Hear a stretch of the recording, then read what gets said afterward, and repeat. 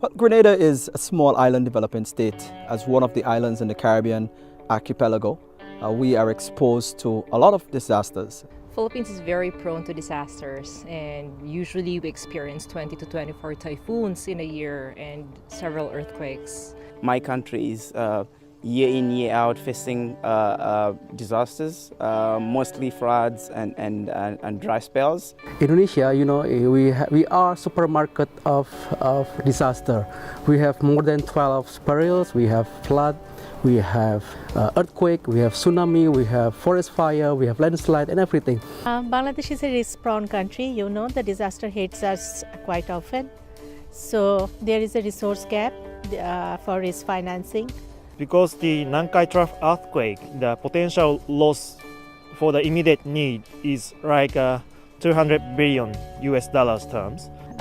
We tend to look at health, education, and some of the social sectors to really prioritize our budgets. After the disaster happens, it takes like up to 4 or 5 months before we get the assistance. But what we need is that to address the needs of the people being affected, the funds needs to be there as soon as possible. Disaster aid is often uncertain.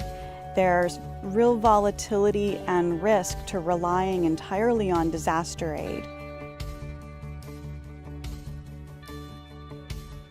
Disaster risk finance helps us to put in place the mechanism to manage the risk as posed by disasters. Financing after the fact is costly than planning way ahead. And financial resilience is important. Disaster risk financing is important because otherwise it will relate to or it will mean the diversion of funds from other sectoral and economic, social sectors for disaster risk financing.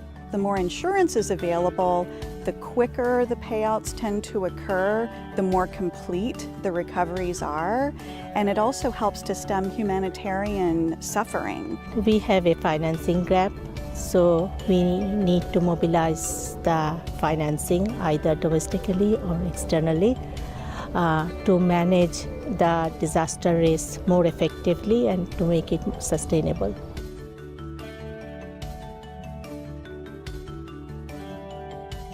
The type of knowledge you need to model risk well, to plan for it, not just the financial transfer, but to plan for it, that type of scientific knowledge is actually an extensive investment in risk quantification and then in modelling and pricing what risk might do in your country and how you'll manage it.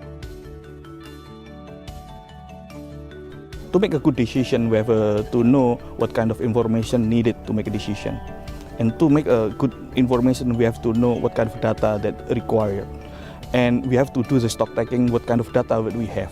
The quantitative tools and the information is really important, and we've recognized the need for it. Recently, we've been investing in developing our national spatial data infrastructure.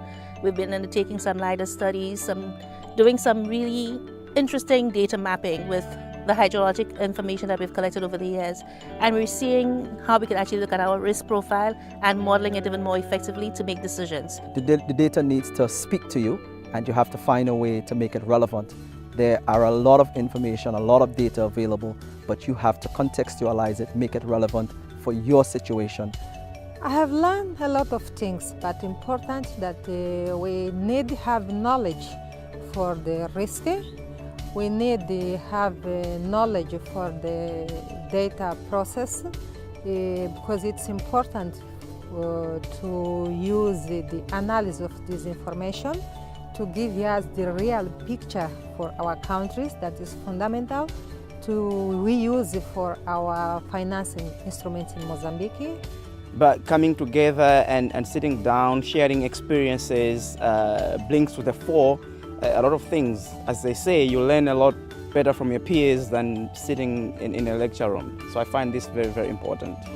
We're very happy to be able to both learn from some which are more advanced in their DRM and DRF paths, such as Mexico, wonderful example, Philippines as well, but also to be able to, I think, share the lessons learned, the challenges that we encountered on our way here, hoping that those a bit behind us can learn from our mistakes and hopefully not make them in the future. The thing that I really liked is how to address or influence your stakeholders, and that was the key. learning how to strategize to bring them in, to understand the importance of, or at least convince them in why disaster risk financing planning is very important. I think 1 week in Cambridge give me fundamental knowledge about disaster risk financing and also some very useful case study from other countries in the world.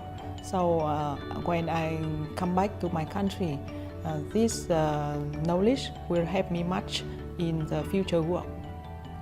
I have seen that most of the countries of the world are experiencing similar stories with Chile at different stages. So I think the experience of the other countries is invaluable in this regard. The awareness is already there because people have experienced the most devastating disasters. And now the challenge is how to put our heads together and move forward by implementing the programs and projects for risk reduction as well as climate resilience, and making sure that there are funds that are sufficient to be able to implement and deliver those programs.